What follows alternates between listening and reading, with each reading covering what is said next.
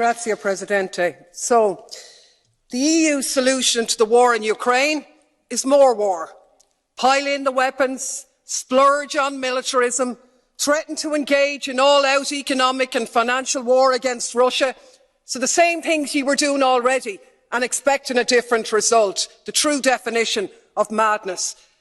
How is not selling Kerrygold butter to Russia going to save any Ukrainian lives? How is buying filthy fracked US gas going to stop the war? They won't, of course, because nowhere have sanctions ever succeeded in ending a military assault or achieving regime change.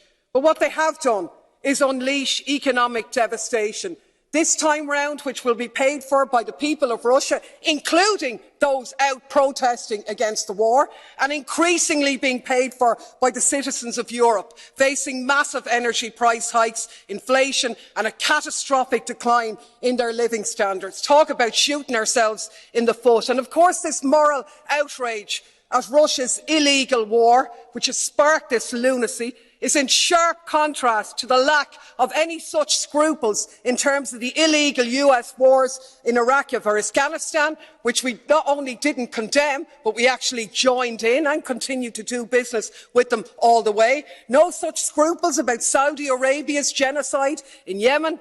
And even as the victims of those conflicts in the last few weeks meet to desperately seek financial pledges for their humanitarian crisis, they're being left short by billions, while we're happy to spend billions prolonging the war in Ukraine. Makes me absolutely sick.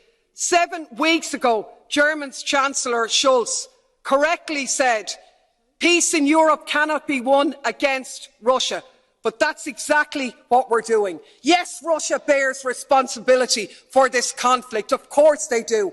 But we cannot ignore the role of NATO. And the EU, instead of promoting peace and acting in the interests of the people of Europe, the Ukrainians, the EU citizens, and yes, the Russian citizens too, has become a tool of NATO and the military-industrial complex. What is needed is an end to the conflict, an end to militarism, a ceasefire and a negotiated settlement. We should restore our role as a diplomatic one of promoting peace. Anything else makes us complicit.